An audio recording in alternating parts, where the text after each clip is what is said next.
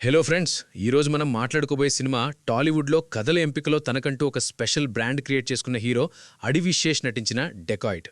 క్షణం, గూఢాచారి, ఎవరు, major, hit 2 ఇలాంటి వరుస బ్లాక్ బస్టర్స్ తర్వాత శేష్ నుంచి వస్తున్న సినిమా కావడంతో ఆడియన్స్లో ఎక్స్పెక్టేషన్స్ మామూలుగా లేవు. దానికి తోడు సీతారామం, హాయనాన్న లాంటి సినిమాలతో తెలుగు ఆడియన్స్ గుండెల్లో గుడి కట్టేసుకున్న మృణాల్ ఠాకూర్ ఇందులో హీరోయిన్ అనగానే ఈ సినిమా మీద ఒక పాజిటివ్ వైబ్ క్రియేట్ అయిపోయింది. అసలు ఏమాత్రం బ్యాక్గ్రౌండ్ లేని ఒక యంగ్ టీంతో ఒక షానియల్ డియో లాంటి ఒక కొత్త డైరెక్టర్ని నమ్మి శేష్ చేసిన ఈ ప్రయోగం వర్కౌట్ అయిందా? అసలు ట్రైలర్లో చూపించినట్టు ఆ అమాయకపు జూలియట్ శేష్ని ఎందుకు దారుణంగా మోసం చేసింది? ప్రాణంగా ప్రేమించిన వాడు జైలు పాలైతే ఆమె ఎందుకు సైలెంట్గా ఉండిపోయింది? అన్యాయంగా జైలుకు వెళ్లిన హీరో బయటకొచ్చి ఒక క్రూరమైన డెకాయిట్గా, అంటే ఒక బందిపోటు దొంగగా ఎందుకు మారాల్సి వచ్చింది?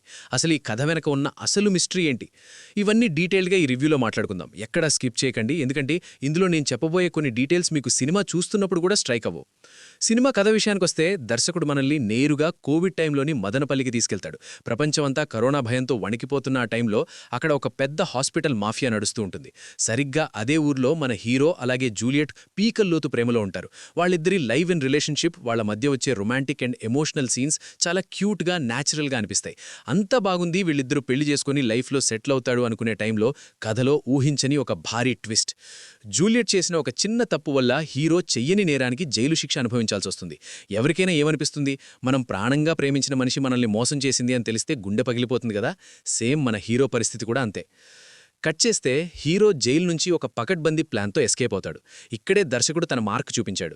ఆ జైలు నుంచి తప్పించుకునే యాక్షన్ సీక్వెన్స్, దానికి వాడిన బ్యాక్గ్రౌండ్ స్కోర్, ఆ ఎగ్జిక్యూషన్ అంతా హాలీవుడ్ లెవెల్లో ఉంటుంది.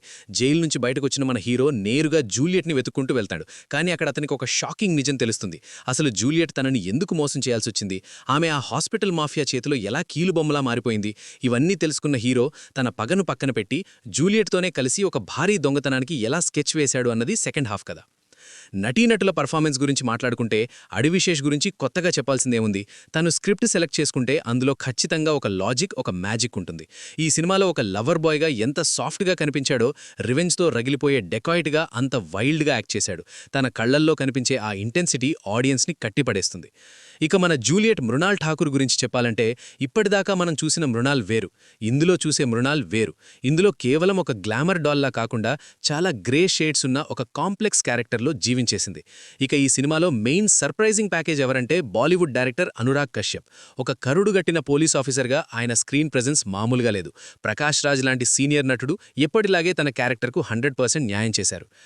ఫస్ట్ హాఫ్ అంతా క్యారెక్టర్ ఎస్టాబ్లిష్మెంట్, లవ్ స్టోరీ, బ్రేకప్తో కొంచెం స్లోగా సాగినట్టు అనిపించినా ఇంటర్వ్యూలకి ముందొచ్చే ఆ ట్విస్టుతో సినిమా గ్రాఫ్ అమాంతం పైకి లేస్తుంది. ఇక సెకండ్ హాఫ్ అయితే అసలు సీట్లలో కూర్చొనివ్వదు. అడి విశేష్ ట్రేడ్ మార్క్ మైండ్ గేమ్స్, ఎవరి ఊహకు అందని ట్విస్టులు ఒకదాని తర్వాత ఒకటి వస్తూనే ఉంటాయి. ముఖ్యంగా ఆ భారీ రాబరీ సీక్వెన్స్, ట్రైన్లో జరిగే యాక్షన్ బ్లాక్ అయితే గూస్ బంప్స్ గ్యారంటీ. నెగటివ్స్ గురించి మాట్లాడుకోవాలంటే ఫస్ట్ హాఫ్లో లవ్ స్టోరీ కొంచెం సాగినట్టు ఫీలింగ్ వస్తుంది.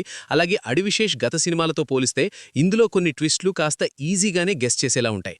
ఆ లాజిక్స్ అన్ని పక్కన పెడితే డెకాయిట్ మాత్రం ఖచ్చితంగా ఆడియన్స్కి ఒక థ్రిల్లింగ్ ఎక్స్పీరియన్స్ ఇస్తుంది.